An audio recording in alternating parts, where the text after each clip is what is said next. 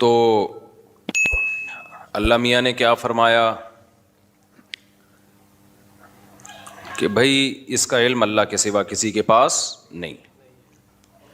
جب اللہ تعالیٰ چاہے گا واقع کر دے گا، لیکن اللہ کے علم میں ہے یہ کب، اس کا ٹائم متعین ہے. پھر اللہ نے کیا فرمایا، انہا لظیٰ نزاعۃ للشویٰ. جب یہ واقع ہوگی تو جو لوگ اللہ کی نافرمانی کر رہے ہیں، جو اللہ کی آیات پر ایمان نہیں لے کر آتے، ان کو تھوڑا عذاب نہیں ہوگا. وہ جہنم کی آگ بھڑکتا ہوا انگارہ ہے، بھڑکتی ہوئی آگ ہے. نزاعۃ للشویٰ، جو کھال کو ادھیڑ کے رکھ دے گا. تدعو من ادبر وتولی، یہ جہنم کس کو اپنی طرف کھینچے گی؟ ہر اس شخص کو اپنی طرف کھینچے گی جس نے ہمارے احکام سے منہ موڑا. ادبرہ کا معنی پشت دکھائی ہمیں.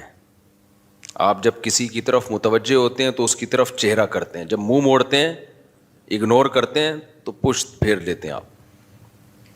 تدعو یعنی پکارے گی یہ جہنم، بلائے گی. بالکل ایسے ہے جیسے میگنیٹ کی خاصیت ہوتی ہے لوہے کو اپنی طرف کھینچنا. پلاسٹک رکھ دیں، چپکانے کی بھی کوشش کریں تو نہیں چپکتا. تو بالکل یہی قرآن کا انداز ہے کہ جہنم جو ہے نا کھینچے گی کن لوگوں کو اپنی طرف، جن کے اندر یہ برائیاں ہوں گی. پہلی برائی من ادبر وتولی، جو اللہ کے حکام سن کے پشت دکھائے گا، پیٹھ دکھائے گا. وتولی اور منہ موڑے گا، اعراض کرے گا. آج جتنے بھی نافرمان لوگ ہیں نا، یہ صرف نافرمان نہیں ہیں، یہ اس کی کوشش بھی نہیں کرتے کہ ہمیں کسی طرح توبہ کی توفیق مل جائے. یہ اس پہ مطمئن ہے.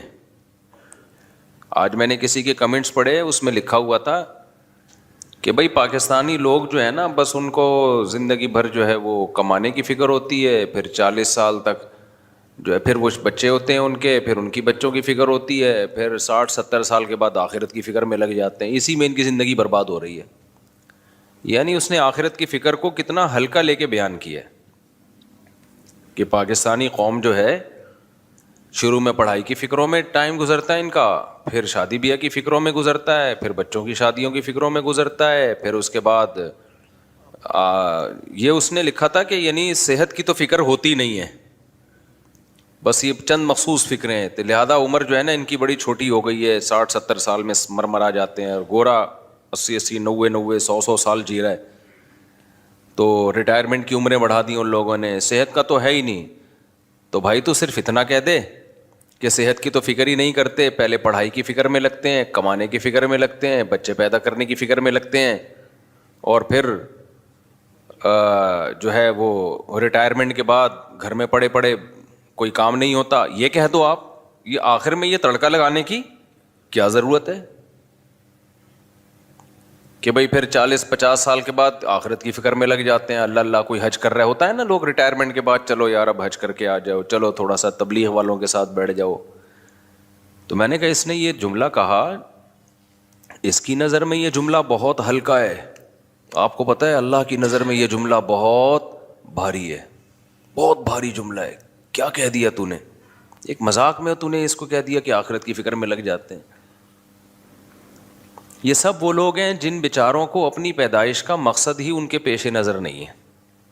وہ سمجھ رہے ہیں بے وقوف لوگ ہیں. یعنی اللہ ایسے لوگوں کو احمق ترین لوگ قرار دیتا ہے. اللہ پتہ ہے ایسے لوگوں کو کیا کہتا ہے، ام حسبتم انما خلقناکم عبثا. اچھا یہ جس نے یہ کمنٹس کیے اس کی نظر میں کارآمد انسان کون ہونا چاہیے؟ اب یعنی وہ کیا چاہ رہا ہے کہ کیسا ہونا چاہیے؟ یعنی وہ ایسا ہونا چاہیے کہ شروع میں آپ پڑھائی کی فکر میں نہ لگیں. کیا کریں بھائی پھر اس کے بعد آپ شادی کی فکر میں نہ لگیں، پھر بچے پیدا کرنے کی فکر میں نہ لگیں، پھر بچوں کی فکر میں نہ لگیں، اور آخر میں آخرت کی فکر میں بھی نہ لگیں. تو کیا کرے بھائی پھر وہ؟ یہ لوگ نا، یہ وہ غلام لوگ ہیں جو غیر مسلموں سے اتنے انسپائر ہو گئے ہیں، متاثر ہو گئے ہیں، اتنے پاگل ہو گئے ہیں کہ کہتے ہیں نا کوا چلا ہنس کی چال اور اپنی بھی بھول گیا، یعنی گورے سے بھی 4 ہاتھ آگے نکلنے کی کوشش کر رہے ہیں. ایسی ٹینشن لیس زندگی دنیا میں کسی کی بھی نہیں ہے کہ فکروں سے مکمل ہی آزاد ہو جائیں. تبھی ایک بات اکثر کہی جاتی ہے نا، وہ قیصر راجہ صاحب نے بڑی خاندانی بات کی تھی نا، کہ میرے بارے میں کہا کہ آپ نے دیسی ملحدوں کو بہت زیادہ ویلیو دے دی ہے. تو قیصر راجہ صاحب کی فیلڈ ہے نا یہ، الحاد پہ کام کرنا. تو یہ بات واقعی میں نے مشاہدہ کیا ہے کہ یہ جو دیسی ملحد ہے نا، یہ گوروں کے ایتھیس سے 2 ہاتھ آگے ہوتے ہیں. گورا جب بات کرتا ہے نا، گورے میں جو ایتھیسٹ ہیں وہ میں بھی کر کے بات کرتے ہیں کہ بھائی ہو سکتا ہے خدا ہو سکتا ہے نہ ہو. وہ اتنا اس سے آگے نہیں بڑھتے. ان میں جو ایجوکیٹڈ لوگ ہیں خاص طور پر، وہ مذاق نہیں اڑاتے اسلامی حکام کا. آپ ان سے بات کریں وہ بھپتیاں نہیں کستے. یہ جو ہمارے دیسی لوگ ہیں نا، یہ وہ ہیں جیسے کسی غریب کے پاس نیا پیسہ آ جائے تو اپنی اوقات بھول جاتا ہے. تو یہ سمجھتے ہیں ہم ایکچولی جب ہم خدا کا انکار کریں گے نا، ہم کہیں گے اللہ نہیں ہے، خدا نہیں ہے، مذہب غلط ہے، تو دنیا ہمیں ایجوکیٹڈ اور پڑھا لکھا سمجھے گی. لوگ یہ سمجھیں گے یہ دقیانوس نہیں ہے کہ مذہب کو فالو کرنے کی وہ کر رہے ہیں. ہم بالکل براڈ مائنڈڈ لوگ ہیں، ہمارا کوئی مذہب نہیں ہے. یہ جیسے کوئی کہتا ہے نا ہمارا کوئی فرقہ نہیں ہے. یہ مسلمانوں کے سیکولر ہیں جو کہتے ہیں ہمارا کوئی فرقہ نہیں ہے. یہ نعرہ بڑا اٹریکٹیو ہے، ہمارا کوئی مذہب نہیں ہے، ہمارا کوئی فرقہ نہیں ہے. وہ شو کرتے ہیں ہم نیوٹرل لوگ ہیں. اور آپ کو پتہ ہے انسانی نیچر ہے کہ وہ ہمیشہ نیوٹرل لوگوں کی بات کو ویلیو دیتا ہے. مثال کے طور پر میرا جھگڑا چل رہا ہے ان کے ساتھ، پھڈا میرا ان کے ساتھ ہو رہا ہے، میں دعویٰ کر رہا ہوں اس نے پیسے چرائے، یہ کہہ رہے نہیں چرائے، تو اب میرے چچا سے تھوڑی فیصلہ کروائیں گے کیونکہ وہ تو نیوٹرل تھوڑی ہے بھائی، وہ تو مجھے سپورٹ کریں گے. ان کے ماموں ان کو ایک ایسا بندہ ہم لے کر آئیں گے جو نہ اس کا نہ ادھر کا. تو یہاں یہی فارمولا فٹ کرتے ہیں، دیکھو میرا تو کوئی فرقہ نہیں ہے، میں تو نیوٹرل ہوں. لوگ کہتے ہیں بندہ نیوٹرل ہے. یار یہ بات کرے گا تو قرآن حدیث کی کرے گا، اس پہ نہ دیوبندیت کی چھاپ ہے، نہ حنفیت کی چھاپ ہے، نہ شافیت کی چھاپ ہے، نہ اہل حدیث ہے. یہ بندہ کیا ہے؟ نیوٹرل. یہ نفسیات سے کھیلنے والی باتیں. میں بتاتا ہوں یہ منجنوں میں گڑبڑ کیا ہو رہی ہے. اسی طرح جو ایتھیس لوگ ہیں نا، جو دیسی ایتھیسٹ ہیں، جو یہاں سے گئے اور وہاں جا کے بہک گئے کیونکہ انہوں نے کبھی اس طرح چڑیاں پہنی ہوئی عورتیں دیکھی نہیں تھی. اتنی بڑی تعداد میں شراب کباب، جب وہاں گئے نا تو پاگل ہو گئے، بے یہ کیا ہے یار، یہ لائف یہ ہے انجوائمنٹ اصل. تو شراب کباب اور وہ اوٹ پٹانگ، اتنا جتنا گورا بھی نہیں ہوگا اس میں. تو بالکل ہی پھر ان کو یہ مولوی لوگ اور یہ مذہب اور یہ مدرسے سب کیا لگتے ہیں. تبھی یہ آپ کو پتا ہے گوروں میں ہومو سیکشولیٹی کے خلاف بہت سارے ملحد بھی ہیں، لیکن دیسی ملحد کوئی آپ کو ہومو سیکشولیٹی کے خلاف نہیں ملے گا. وہ سارے کہتے ہیں سب کو اس گند میں ڈال دو، وہ اس میں لگے ہوئے آگے.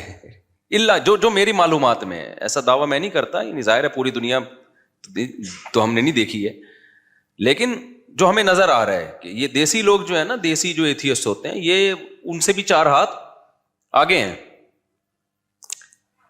تو یہ دعویٰ جو لوگ کرتے ہیں نا، ہم نیوٹرل ہیں، ایکچولی ہمارا کوئی مذہب نہیں ہے، تو اب لوگ کہتے ہیں یار ان کی بات کا اعتبار کیا جائے گا. اسی طرح جو کہتے ہیں میرا کوئی فرقہ نہیں ہے، لوگ کہتے ہیں یہ کیا بات کرے گا. تو یاد رکھو جتنے فرقے بنے ہیں نا، وہ اسی بیس پہ بنے ہیں کہ ہمارا کوئی فرقہ نہیں ہے. نیوٹرل ہو کے ہی تحقیق کیے تو ایک رائے قائم ہو گئی. پھر جب اس میں بہت سارے لوگ آ گئے تو وہ ایک مسلک بن گیا. مثال کے طور پر امام ابو حنیفہ نے سب سے پہلے تحقیق، جو مرتب تحقیق جسے کہتے ہیں، تو کوئی فرقہ تھا ان کا امام حنیفہ کا؟ بولو کہ بھئی وہ فقہ حنفی کو فالو کر رہے تھے کیا؟ وہ انہوں نے بالکل کیسے کیا ہے؟ نیوٹرل ہو کے. اذا صح الحدیث فہو مذہبی، مشہور قول ہے امام حنیفہ کا، بھئی جو بھی صحیح حدیث ہے وہ میرا کیا ہے؟ مذہب ہے. تو انہوں نے اصول وضع کیے، ان کے شاگردوں نے پھر اس پہ کتابیں لکھی ہیں. تو بالکل نیوٹرل ہو کے ایک تحقیق کر کے ایک فقہ کو مرتب کیا. امام شافعی نے بھی بالکل نیوٹرل ہو کے، اس میں یہ نہیں کہ کسی کی رائے فلاں کیا کہتے، بھائی ہم ان کی یہی رائے تھی، لیکن وہ لوگ اس کے اہل تھے. ان کے پاس قرآن و سنت کا علم بہت مضبوط علم تھا. امت نے گواہی دی کہ یہ اس کے اہل ہیں کہ نیوٹرل ہو کے جب یہ تحقیق کریں تو اس تحقیق کو فالو کیا جائے, کیونکہ یہ نیوٹرل ہیں. امام مالک بھی نیوٹرل تھے, امام احمد بن حنبل بھی کیا تھے, نیوٹرل. اس میں ایسا نہیں ہے کہ فلاں کیا کہہ رہا ہے. امام ابو حنیفہ کا مشہور قول ہے نا کہ میں سب سے پہلے مسئلہ کہاں دیکھتا ہوں, قرآن میں, میں اس کے بعد دیکھتا ہوں حدیث رسول میں, پھر اصحاب رسول میں. اصحاب رسول کے بعد بھی آپ کسی کی رائے کو لیتے ہو, کہتے ہیں ہم رجال و نحن رجال.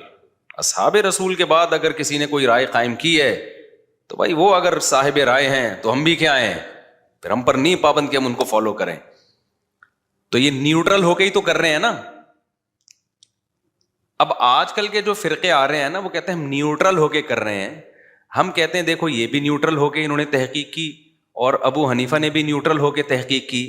تو اب آپ مجھے ایک بات بتاؤ, جو تابعین کے دور میں نیوٹرل ہو کے تحقیق کر رہے تھے ان کی تحقیق میں درستگی کا امکان زیادہ ہے, یہ جو آج کل کے آئے ہوئے ہیں ان کی تحقیق میں درستگی کا امکان زیادہ ہے؟ اگر آپ نیوٹرل ہونے کی بیس پہ کر رہے ہو تو وہ بھی تو نیوٹرل ہی تھے نا, تو کیوں نہ ان کو فالو کیا جائے. یہاں ایک مشہور وہی منجن کہ ہم نے نہ ان کو کرنا ہے نہ ان کو کرنا ہے, ہم نے قرآن اور سنت کو کرنا ہے. تو اب یہ بھی قرآن و سنت کا دعویٰ کر رہا ہے, ابو حنیفہ بھی قرآن و سنت کا دعویٰ کر رہے ہیں, تو وہی باتیں جو یہ کر رہے ہیں وہی بھی کر کے گئے ہیں. بھائی ایک چیز رہ جائے گی, بھائی ہمیں ان کی دلیل تو ہمارے سامنے پہنچی ہے, ہمیں تو ان کی دلیل پہنچی ہے. یہ دلیل دیکھو, یہ تو ریفرنس کے ساتھ ہے. ابو حنیفہ نے جو باتیں کی ہیں وہ تو ریفرنسز کے ساتھ نہیں ہے, وہ اس لیے آپ کو نہیں ملی کہ آپ نے اس کو پراپر وے میں پڑھا نہیں ہے. تو جو جہالت کا اعتراف کر رہے ہو آپ, کامن سینس کیا کہتی ہے, 15ویں صدی کے بندہ اس کو جو ہے قرآن و سنت کا پتہ ہے, اور جو فقہ مرتب کر کے چلے گئے جس پہ پوری اسلامی حکومتیں چلی ہیں, صدیوں چلی ہیں, خلافتیں چلی ہیں, لاکھوں کروڑوں علماء صلحاء پیدا ہوئے, اس کو فالو کرتے رہے, ان کے پاس قرآن و سنت نہیں ہوگا. تو یہ منجن کی مختلف کیا ہیں بھائی اس میں.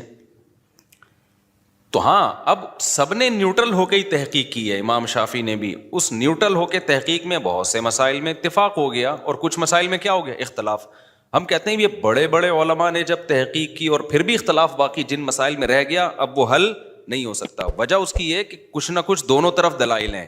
جب دونوں طرف دلائل ہیں تو اٹ مینس کہ یہ حل ہونے والا مسئلہ نہیں ہے.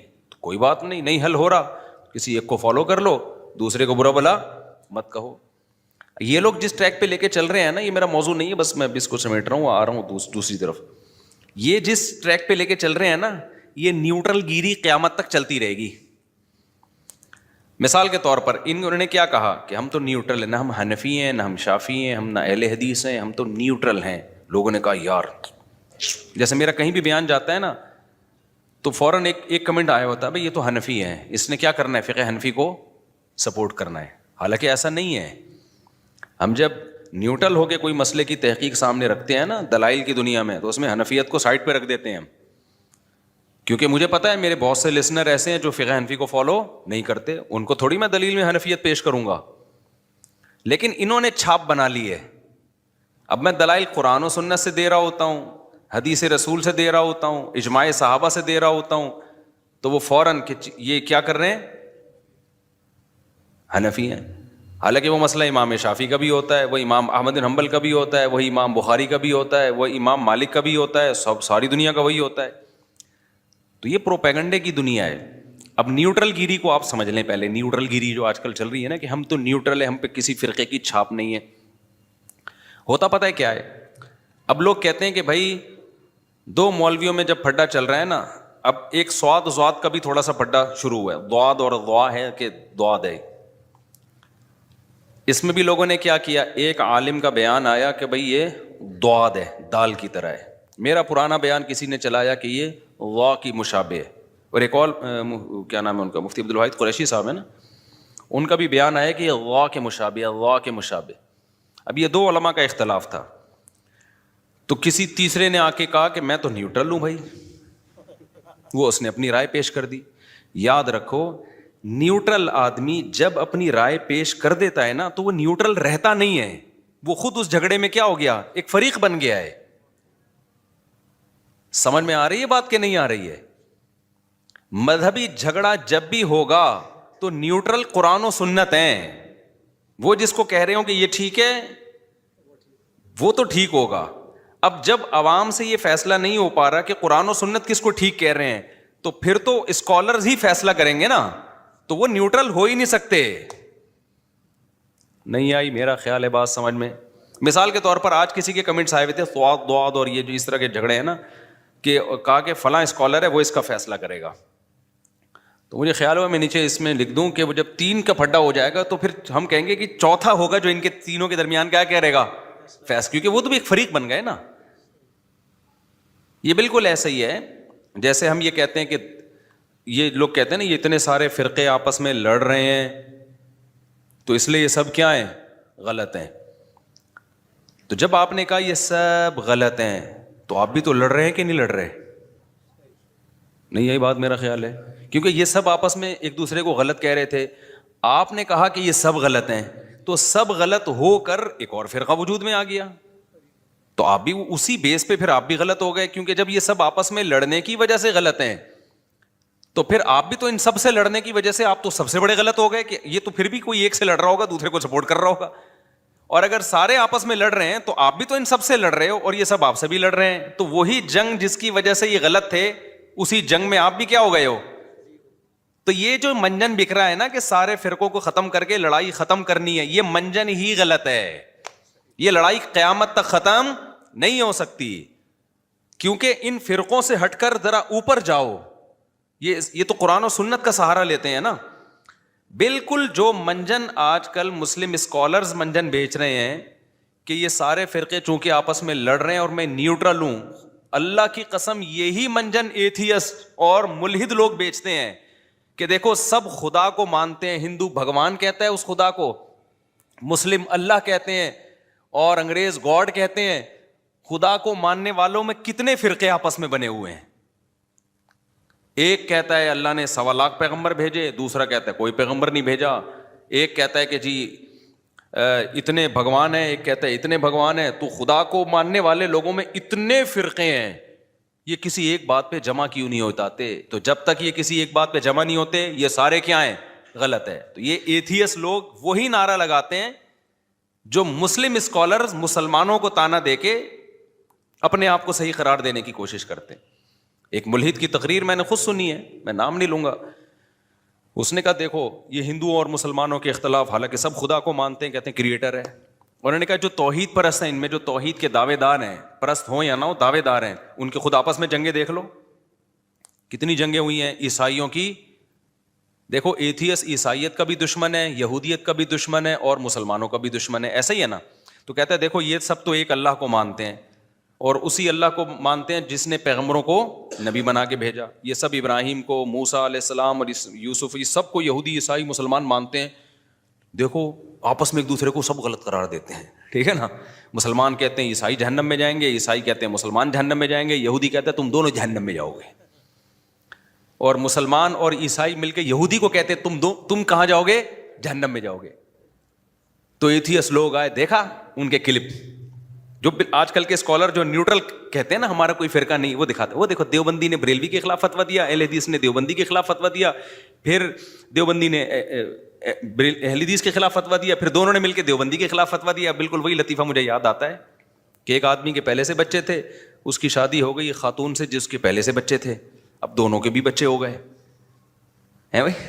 تو ابھی آفس میں بیگم کا فون آیا, دیکھیں میرے بچوں نے آپ کے بچوں کو مل کے مارا, آپ کے بچوں نے میرے بچوں کو مل کے مارا, پھر آپ کے بچوں نے اور میرے بچوں نے ہم دونوں کے بچوں کو مل کے مارا ہے, میں بہت ٹینشن میں ہوں, آپ گھر پہنچے. تو یہ جو نیوٹرل اسکالرز کی بات کر رہا ہوں جو کہتے ہیں نا ہم حنفی ہیں, نہ دیوبندی ہیں, نہ بریلوی ہیں, نہ اہل حدیث ہیں, ایکچولی ہم کوئی فرقے ورقے تو یہ منجن ہے, صحیح ہے نا. میں اصل فرقہ پرستی ختم کرنے کا کیا طریقہ ہے وہ میں بھی بتا رہا ہوں, یہ بہترین منجن ہے. تو یہی منجن ایتھیس لوگ بیچتے ہیں کہ دیکھو عیسائیت یہودیت مسلمانوں کی تو جنگیں ہوئی ہیں, صلیبی جنگیں صلاح الدین ایوبی کی, کتنی طویل عرصہ وہ جنگیں چلی, انگریزوں نے اس پہ فلمیں بنائی ہیں, طویل عرصے تک جنگوں میں تلواروں کی چھاؤں میں ہی مسلمانوں کا ٹائم گزرا ہے. غزوہ بدر سے ہم شروع کرتے ہیں نا تو اب تک جنگ ہی چل رہی ہے. تو ایتھیس بولتا ہے یہ دیکھو یہ سب ایک خدا کو مانتے ہیں. یہودی بھی اللہ کو مانتا ہے, مسلمان بھی کس کو مانتے ہیں؟ اللہ کو مانتے ہیں, لیکن آپس میں تو یہ ہو نہیں سکتے. یہودی کہتا ہے عیسیٰ علیہ السلام اللہ کے معاذ اللہ اللہ کے نبی نہیں ہے, معاذ اللہ نقل کفر, وہ تو ولد الزنا ہے, معاذ اللہ نقل کفر, مریم نے معاذ اللہ, یہ تو منہ سے بولتے ہوئے بھی ہمیں خدا کا اللہ کا خوف آتا ہے, وہ تو ان کو معاذ اللہ نقل کفر ولد الزنا کہتے ہیں. اور عیسائی کہتے ہیں ولد الزنا ہونا دور کی بات, وہ تو اللہ کے بیٹے ہیں. ابے دیکھو بھائی, ایک کہہ رہا ہے, اب وہ کلپ نکال کے چلانا شروع کریں تھی اور چلاتے ہیں. ایک کہہ رہا ہے کہ اللہ کے پیغمبر ہیں, دوسرا کہہ رہے ہیں عام انسان نہیں بلکہ معاذ اللہ ان کا تو نسب ہی نہیں ہے. اور مسلمانوں نے کہا یہ دونوں غلط ہیں, ٹھیک ہے نا, یہ دونوں جہنم میں جائیں گے کیونکہ اصل پیغمبر تو کون ہے؟ محمد صلی اللہ علیہ وسلم ہے. یہ منجن ملحد لوگ بیچتے ہیں. بالکل یہی اسٹائل ان سیکولر لوگوں کا ہے جو لوگوں کو علماء سے کٹا رہے ہیں اور کہتے ہیں ہم کسی فرقے کو نہیں مانتے کیونکہ یہ کلپ دیکھو, یہ دیوبندی بریلوی کو گالیاں دے رہا ہے, یہ بریلوی دیوبندی کو برا بلا کہہ رہا ہے, یہ اہل حدیث فلاں کے خلاف کلپ. یہ آپس میں تو مل بیٹھ نہیں سکتے, یہ آپس میں نہیں ملتے, ہمیں کیا ملائیں گے؟ وہی ایک آدمی کی آنکھوں میں بھینگا پن تھا نا, بھینگا پن تھا ایک آدمی کی آنکھوں میں, تو اب کسی نے, اس کے دوست نے مذاق میں کہہ دیا تیری آنکھیں فلاں فلم کے ہیرو سے ملتی ہیں. یہ کسی لڑکی نے کہہ دیا چھیڑنے کی نیت سے نا, کہ تھوڑا بیچارہ خوش ہو جائے گا, یہ دل پہ لے گیا, یہ سمجھا واقعی میری آنکھیں فلاں ہیرو سے ملتی ہیں. تو اپنے دوست سے اس نے کہا کہ بھائی ذرا میری آنکھوں میں آنکھیں ڈال کے بتانا میری آنکھیں فلاں فلم کے ہیرو سے ملتی ہیں کہ نہیں ملتی. اس نے بہت غور سے آنکھوں کی میں گھس کے کہا یہ تو آپس میں نہیں ملتی, فلاں سے کہاں سے ملیں گی یہ. تو یہ اسکالر کیا کہتے ہیں بھائی, یہ دیوبندی بریلوی اہل حدیث یہ تو آپس میں ہی مسئلے حل نہیں کر پا رہے, ان سے بولو پہلے اپنے مسئلے تو حل کرو. یہ تو اس لیے ہم فرقہ پرستی کے خلاف ہیں, ہم جو دین لا رہے ہیں وہ کیا ہے؟ بالکل یہی اسٹائل کس کا ہے؟ ملحدین کا. تو جو جواب ہم ملحدین کو دیتے ہیں وہی ہم کس کو دیتے ہیں؟ ان اسکالرس کو دیتے ہیں کہ بھائی صاحب اگر یہودی عیسائی مسلمان ایک دوسرے کو غلط قرار دے رہے ہیں تو محض ایک دوسرے کو غلط قرار دینے کی بیس پہ تینوں غلط نہیں ہو جاتے. بعض دفعہ تین آدمی لڑ رہے ہوتے ہیں, ایک حق پر ہوتا ہے, دو کیا ہوتے ہیں؟ ناحق ہوتے ہیں. اس بیس پر کسی کو غلط قرار دینا ٹھیک نہیں ہے. محلے میں دو آدمی لڑ رہے ہیں, آپ نے کہا دونوں لڑ رہے ہیں دونوں غلط ہیں, آپ نے آ کے دونوں کو کوٹنا شروع کر دیا. تو جس بیس پہ آپ نے دونوں کو غلط قرار دیا اس بیس پہ آپ خود بھی غلط ہو گئے کہ نہیں ہو گئے؟ پھر تو کوئی ایتھیس سے ہٹ کے کوئی نیا بندہ ہے وہ کہے کہ میں ایتھیس کو بھی نہیں مانتا. ایک چیز مارکیٹ میں آئی ہے جس کو فری تھنکر کہا جاتا ہے. فری تھنکر, یہ مجھے پتا چلا جب میں ملیشیا میں گیا نا, تو ایک بندہ ویسی گپ شپ ہو رہی تھی, میں نے کہا آپ کا مذہب کیا ہے؟ اس نے کہا میں فری تھنکر. ابے میں نے کہا یہ کیا ہے؟ تھنک سے ہی فری ہو گیا. فری تھنکر کا مطلب خالص ذہن ہوں میں. وہ یہ دلیل دے سکتا ہے کہ ایتھیس کہہ رہا ہے خدا نہیں ہے, مسلمان کہہ رہے ہیں اللہ ہے, اور یہودی بھی کہہ رہے ہیں اللہ ہے. یعنی کچھ لوگ کہہ رہے ہیں اللہ ہے, کچھ کہہ رہے ہیں اللہ نہیں ہے. پھر جو کہہ رہے ہیں اللہ ہے ان میں اتنے فرقے ہیں, کوئی کہہ رہے ایک ہے, کوئی کہہ رہے بہت سارے ہیں. اس کا نام کیا ہے اس میں اختلاف ہے. مسلمان کہتے ہیں اس کا نام اللہ ہے, ہندو کہتے ہیں اس کو کیا کہتے ہیں؟ بھگوان کہتے ہیں. پھر جو ایک خدا کو مانتے ہیں ان میں کتنے فرقے ہیں.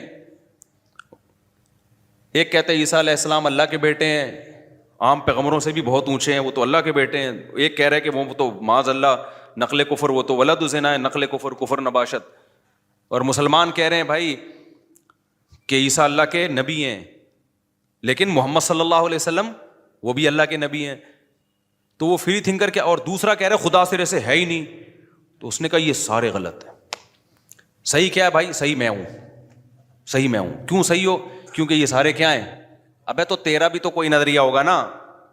اب وہ اگر کوئی نظریہ اختیار کرتا ہے تو وہ بھی فریق کا حصہ بن جاتا ہے. وہ کہتا ہے خدا نہیں ہے تو چل تو بھی تو اسی فریق کا حصہ بن گیا.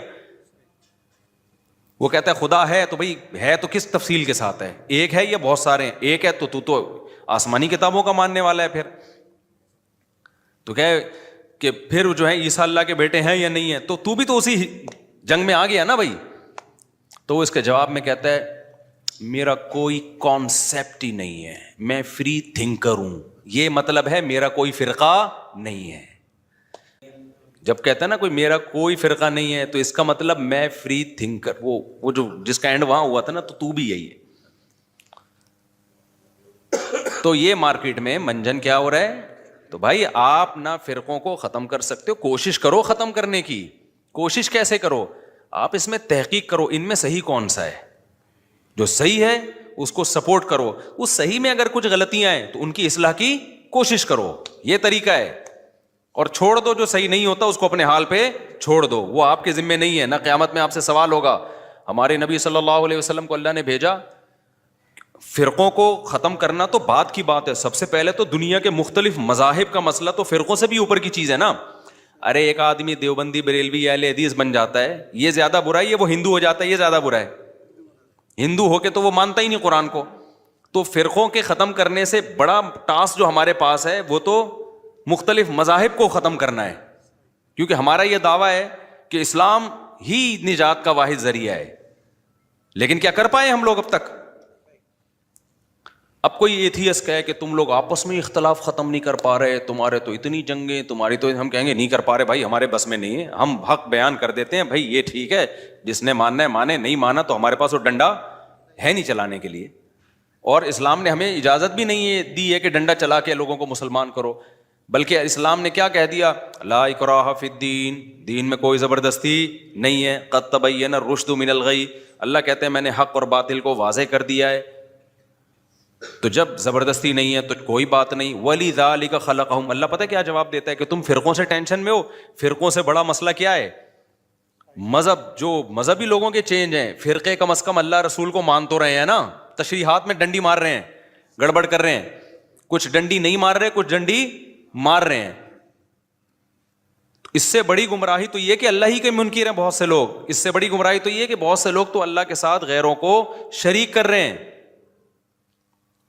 تو اب اس پہ نبی بھی پریشان ہوتے تھے کہ یہ کیوں نہیں مان رہے. تو اللہ نے کیا جواب دیا, وَلِذَٰلِكَ خَلَقَهُمْ, قرآن کی آیت ہے, اللہ نے اسی لیے پیدا کیا ہے کہ اختلاف رہے ان میں. کیوں؟ اختلاف میں آزمائش ہے کہ تم دیکھتے ہو اس حق کو سپورٹ کرتے ہو یا تم باطل کو. یہ اس طرح رہے گا. یہ عیسیٰ ابن مریم آ کے ختم کریں گے علیہ الصلوۃ والسلام, سارے فرقے ختم ہو جائیں, وہ تلوار کی طاقت سے ہوں گے, وہ بھی مناظروں سے نہیں ہوں گے, وہ تلوار کی طاقت سے ختم کریں گے عیسیٰ علیہ السلام آ کے. کیونکہ کون آپ کی دلائل سے کچھ لوگ مان لیتے ہیں, کچھ پھر بھی ڈٹے رہتے ہیں, کیونکہ بہت سے لوگوں کے مفاد وابستہ ہوتے ہیں, ان کو بات سمجھ میں آ رہی ہوتی ہے لیکن پھر بھی نہیں مانتے. آج ایک آدمی میرے سے الجھا نا, کہہ رہے ہیں آپ یہ کہہ رہے ہو عدالتی خلا معتبر نہیں ہے, عدالتی خلا معتبر. جب ایک عورت نہیں رہنا چاہتی, جب ایک عورت نہیں رہنا چاہتی, اس پہ زور لگا رہے ہیں. میں نے کہا بھائی اگر ظلم کر رہا ہے تو پھر تو ہم بھی یہ کہتے ہیں کورٹ کا خلا معتبر ہے. جب ظلم نہیں کر رہا, اس کے بیسک حقوق پورے کر رہا ہے, کہہ رہے ہیں ٹھیک ہے کر رہا ہے, لیکن وہ نہیں رہنا چاہتی, وہ نہیں رہنا چاہتی, وہ مجھے نا ظہر کے بعد وہ اسی طرح, تو کیوں اس کو مجبور کر رہے ہیں؟ فائدہ کیا رہنے کا؟ میں نے کہا اس کا حل شریعت نے بتایا ہے کہ اگر حقوق بھی ادا کر رہا ہے لیکن عورت کو کسی بھی وجہ سے میاں پسند نہیں آ رہا, تو اللہ نے ایک راستہ رکھا ہے کہ بھائی شوہر سے طلاق کا یعنی خلا کا مطالبہ کر لو, اور خلا طلاق ہی ہے, اس کو بولو مہر لے لے بھائی میری جان چھوڑ دے. شوہر اگر اس بات کو سیریس نہیں لیتا تو کورٹ میں کیس کر دے. کورٹ میں یہ کیس نہیں کرے جج میں آپ کی بیوی ہوں لہٰذا آپ مجھے طلاق دے دو. کورٹ میں کہے کہ میں بیوی جس کی ہوں دے گا وہی, آپ صرف اپنی بیوی کو دیں گے, ہاں میں جس کی بیوی ہوں نا مجھے وہی دے گا, لیکن وہ میری بات کو سیریس نہیں لے رہا. کورٹ کا مطلب یہ ہوتا ہے کہ شوہر سیریس لے, آپ اس کو نوٹس بھیج کے بلائیں تو شوہر پھر سیریس لے گا, اور شوہر کو یہ بھی اطمینان ہو جائے گا کہ بھائی جب عدالت انوالو ہوتی ہے تو میرا مہر مجھے لازمی ملے گا, ورنہ ایسا نہ ہو میں نے ادھر طلاق دی اور مہر بھی لے کے بیوی شارٹ ہو جائے. تو جتنے بھی پھر خلا کے بعد کے جو مسائل ہیں, عدت کا خرچہ, اس میں کورٹ انوالو ہوگی. جب کورٹ انوالو ہوتی ہے تو بھاگنے کا راستہ نہیں رہتا, نہ شوہر کے لیے نہ بیوی کے لیے. تو میں نے کہا یہ راستہ, اگر وہ دے دیتا ہے تو ٹھیک ہے, نہیں دے دیتا تو پھر کیا کرے؟ صبر کرے وہ, کیونکہ طلاق کا حق, نکاح ختم کرنے کا حق تو مرد کے پاس ہے. پھر وہی نہیں, جب وہ نہیں رہنا چاہتی ہے,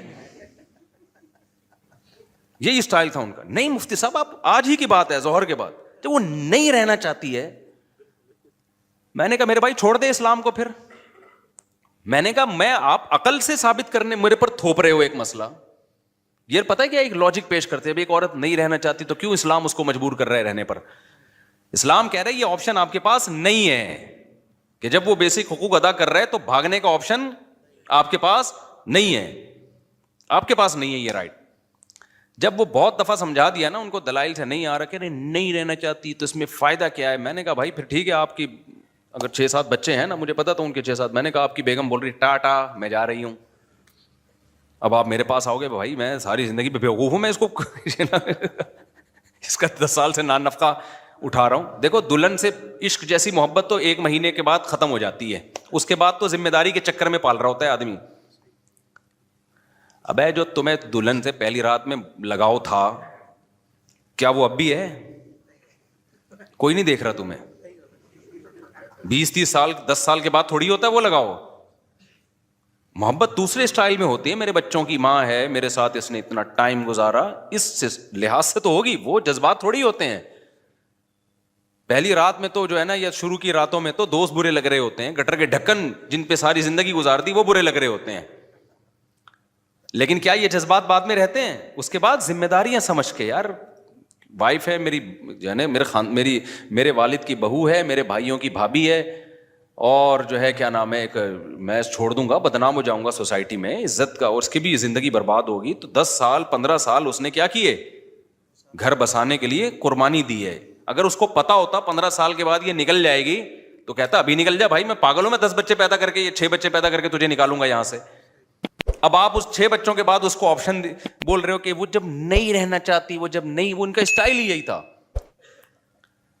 تو میں نے کہا آپ کی بیگم آج بولے 6 بچوں کے بعد کہ میں جا رہی ہوں، آپ بولو گے کہ میں پاگل ہوں؟ بھائی جو تجھے 10 سال 15 سال سے میں پال رہا ہوں، تو پہلے چلی جاتی نا تو.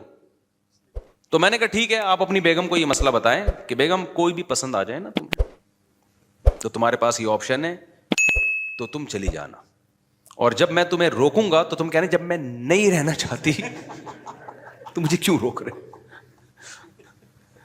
تو آپ یہ بولو گے کہ پھر پہلے بول دیتی نا مجھے. اور اب جب عدالتی خلا سوسائٹی میں چلے گا نا، تو مرد کو پتا ہے کہ 10 سال کے بعد بھی جا سکتی ہے. تو میں بار بار کہہ رہا ہوں، اس کا نقصان کس کو ہوگا بھائی؟ عورت کو ہوگا. مرد کہے گا جب 10 سال کے بعد بھی کوئی بھروسہ نہیں ہے، جا سکتی ہے. آپ کہہ سکتے ہو نہیں جی ہمیں اپنی بیوی پہ بڑا اعتماد ہے، بڑی نیک ہے، یہ 10-20 سال کے بعد بھی نہیں جائے گی.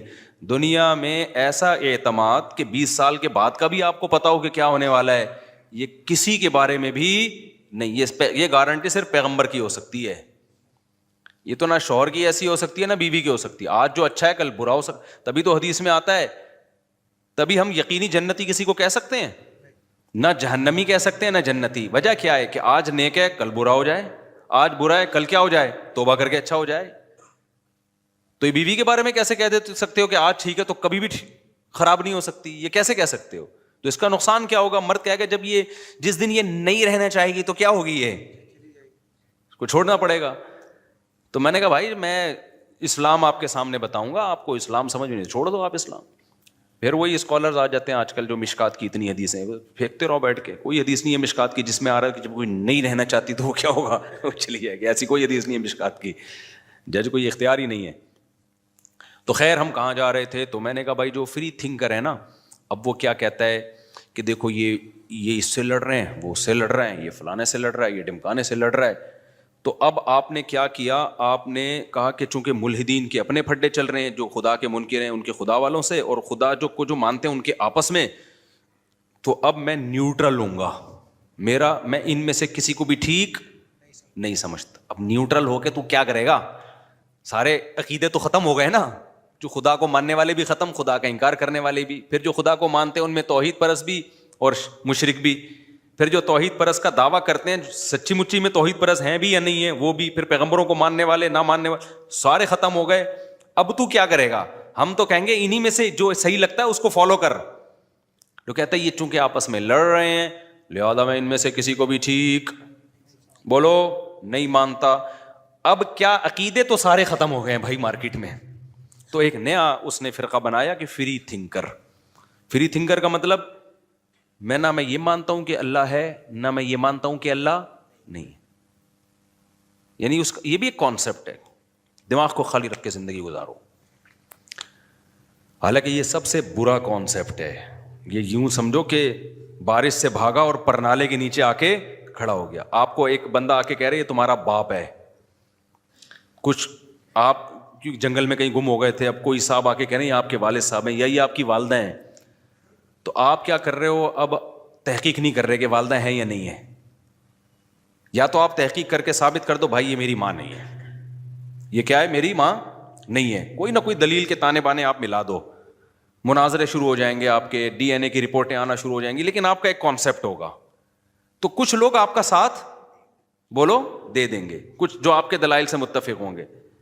اور اگر آپ نے مان لیا کہ یہ میری ماں ہے تو ہو سکتا ہے کچھ مخالفت کریں اور کچھ آپ کا ساتھ دے دیں کہ یار اس کے دلائل سمجھ میں آ رہے ہیں. لیکن اگر آپ نے یہ کہہ دیا نا بھاڑ میں جائے میری ماں ہے یا نہیں میں نے کیا کرنا ہے, اس پہ کوئی بھی عقل مند آپ کو نہیں چھوڑے گا. بولے گا بھائی تو ماں یار یہ کیسے ہو سکتا ہے کہ یا تو اس کو ماں مان یا ماں نہیں مان. نہیں مانتا ہے تو اجنبی ہے, مانتا ہے تو بھائی تو پھر تو اس سے عام عورتوں سے زیادہ اس سے اچھے سلوک سے بات کرنا پڑے گا, بات کرنی پڑے گی تجھے, اس کے حقوق ادا کرنے پڑیں گے, اس کے قدموں میں بیٹھنا پڑے گا, اس کو رسپیکٹ دینی پڑے گی. آپ کہہ رہے بھاڑ میں جائے رسپیکٹ. وہ دیکھا نہیں ہے جو جن کی مائیں ہوتی ہیں اور جن کی مائیں نہیں ہوتی ان کے آپس میں اختلافات نہیں دیکھے؟ کچھ کہہ رہے ہیں یہ میری ماں ہے, کچھ کہہ رہے ہیں ان کے آپس میں تو پہلے حل کر لیں. ایک کہہ رہے ہیں میری ماں ہے, دوسرا کہہ رہے ہیں میری ماں نہیں ہے, یہ دونوں آپس میں لڑ رہے ہیں. تو ملحد یہی کہتا ہے کہ وہ کہتے ہیں کہ اللہ ہے, وہ کہتے ہیں بھگوان ہے, وہ کہتے ہیں فلانا, یہ آپس میں تو لڑ لیں. یہ سب اٹریکشن کے منجن ہے. اس لیے دنیا میں مذہب بہت سارے رہیں گے, ان بہت سارے مذہبوں میں لڑائیاں بھی ہو سکتی ہیں. ان لڑائیوں کو دیکھ کے کہنا سارے غلط ہیں, یہ دنیا کا سب سے بڑا بے وقوفی والا دعویٰ ہے. بھائی ان میں سارے غلط نہیں ہیں, جو صحیح ہے آپ نے اس کو کیا کرنا ہے, ماننا ہے. کیوں؟ وَلِذَٰلِکَ خَلَقَهُمْ, اللہ کہتے ہیں اتنے مذہب دنیا میں اس لیے رہیں گے کہ میں ان کو آزماؤں گا. میں نے پیدا ہی آزمائش کے لیے کیا ہے. جہاں موسیٰ ہوگا وہاں فرعون بھی ہوگا. فرعون نہ ہوتا تو موسیٰ کی کیا ضرورت تھی پھر؟ سمجھتے ہو کہ نہیں سمجھتے؟ تو حق اور باطل ہمیشہ کیا کرے گا, پیرالل چلتا رہے گا. تو تم نے دیکھنا صحیح کون ہے, کیونکہ اگر سارے ختم ہو گئے تو آزمائشیں ختم ہو جائیں گی. کمال یہی ہے کہ تم اتنے سارے مذہبوں میں تم حق کو پکڑ کے ڈٹے رہے اور اس کو پر قائم رہنے میں تم نے کسی کی مخالفت کی پرواہ نہیں کی, ہر لحاظ سے پھر اس حق کا ساتھ دیا. تبھی اللہ کہتا ہے یہ اختلاف میں قیامت کے دن حل کروں گا. تبھی اللہ تعالیٰ جہاں بھی نبی اختلافات سے پریشان ہوتے تھے نا کہ اتنے سارے لوگ ہیں اور یہ بات بھی نہیں مان رہے, اسلام پہ آ نہیں رہے, تو اللہ کیا فرماتے ہیں, ان ربک یفصل بینہم یوم القیامۃ فیما کانوا فیہ یختلفون. اے نبی تیرا رب قیامت کے دن فیصلہ کرے گا کہ ان میں صحیح کون تھا اور غلط کون ہے. تو میرے پاس ہی آنا ہے انہوں نے, میں فیصلہ کروں گا. اللہ نے یہ نہیں کہا کہ یہ کیونکہ سب آپس میں لڑ رہے ہیں لہذا سارے غلط ہیں, ٹھیک ہے نا. تو بالکل فرقوں میں بھی جب اسلام دنیا میں آیا تو ان میں فرقے بن گئے, ان میں کیا بن گئے, فرقے. اب دیکھو ایک اہم پوائنٹ کی بات ہے, اللہ کی بات سمجھ میں آ جائے. کیا اللہ نے ایسا کیا کہ جب دنیا کے سارے مذاہب غلط ہو گئے تھے تو اللہ نے سب کو غلط ہی چلا دیا؟ اللہ نے حق پیغمبر کو بھیجا نا, محمد صلی اللہ علیہ وسلم کو, اور آخری نبی بنا کے بھیجا. تو پتہ ہے آخری نبی کی برکت سے کام کیا ہوا ہے, ایک بڑا خاندانی کام ہو گیا. وہ خاندانی کام یہ ہو گیا, اب اللہ نے اور اس کے رسول نے اعلان کیا کہ اب اسلام جب دنیا میں آ گیا ہے اور نئے نبی نہیں آئیں گے تو اب مسلمانوں میں فرقے تو بنیں گے, لیکن ایسا نہیں ہو سکتا کہ اس زمین پر کوئی ایسا ٹائم آ جائے کہ سارے ہی فرقے غلط ہو جائیں. ایک فرقہ ان میں ہمیشہ حق پر رہے گا. لہذا اس حدیث اور قرآن کی روشنی میں جو یہ کہتا ہے نا کہ یہ سارے فرقے غلط ہیں, اس کا پروگرام تو وہیں سے ختم ہو گیا. نہیں آئی میرا خیال ہے بات, آپ کی سمجھ میں نہیں آئی نا. اب اتنے سارے فرقے ہیں نا, کہہ رہے ہیں یہ اتنے فرقے, وہ دیوبندی کہتے ہیں بریلوی غلط, وہ کہتے ہیں اہل حدیث غلط, وہ کہتے ہیں فلانا غلط, وہ کہتے ہیں ڈمکانا غلط, ہوتی ہے یہ سارے غلط ہیں, میں نیوٹرل ہوں. تو آپ کا نیوٹرل ہونا قرآن و سنت کی روشنی میں آپ کے گمراہ ہونے کی دلیل ہے. سمجھتے ہو کہ نہیں سمجھتے؟ نیوٹرل ہونا آپ کے گمراہ ہونے کی کیا ہے, دلیل ہے. کیونکہ اس کا مطلب آپ ان سب کو غلط سمجھ رہے ہو, تبھی تو آپ نیوٹرل کی طرف گئے ہو نا, کہ نیوٹرل بنے ہو.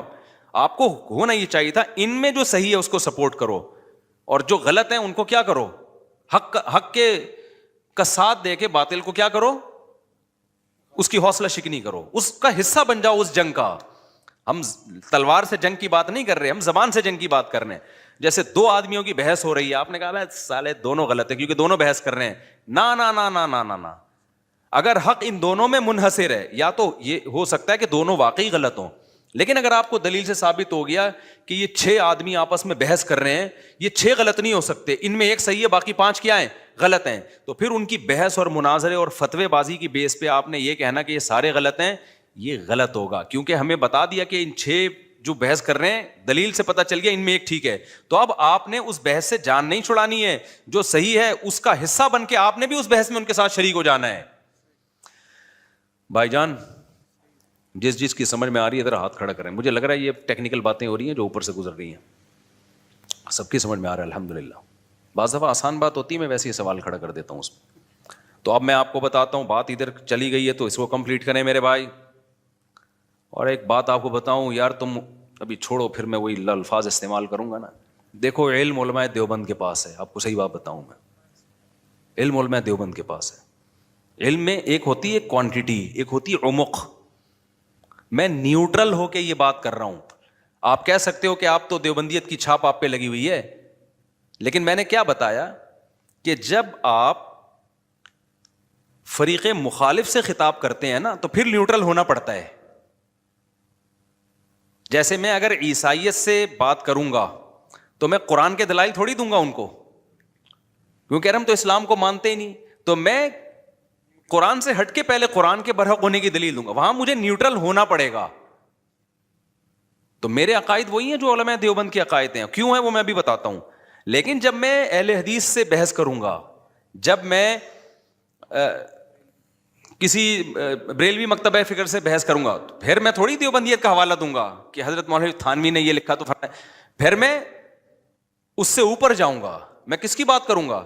اپنا برحق ہونا. یہاں تک کہ علماء دیوبند کا برحق ہونا بھی میں قرآن و سنت سے ثابت کروں گا, اور اگر ثابت نہیں ہوگا تو مجھے چھوڑنی پڑے گی دیوبندیت.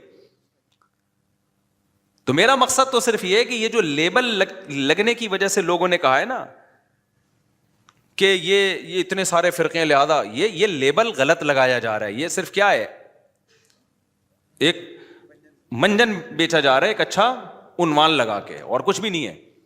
تو میں اب دیوبندیت سے نکل کے بات کر رہا ہوں, نیوٹرل ہو کے, کہ ہم نے ہر طرح کے علماء کی کتابیں پڑھی ہیں. علم میں کوانٹٹی بہت ہے, علم کے اندر جو عمق اور گہرائی چاہیے نا, جو گرفت چاہیے, وہ ہم نے بر صغیر میں علماء دیوبند ہی میں دیکھی ہے. جب آپ ڈیپتھ میں جاتے ہو نا کسی چیز کی, المہند المفند کا واقعی مجھے کچھ نہیں پتا تھا کیا ہے یہ تو لوگوں نے اچھالا اس کو. جب میں نے اس کا مطالعہ کیا, اس کے دلائل دیکھے, میں نے کہا یار یہ تو خاندانی کام ہے, خدا کی قسم یہ تو بڑے زبردست عقائد ہیں. یہ تو وہی عقائد ہیں جو صدیوں سے چلے آ رہے ہیں اور قرآن و سنت سے مزین ہیں.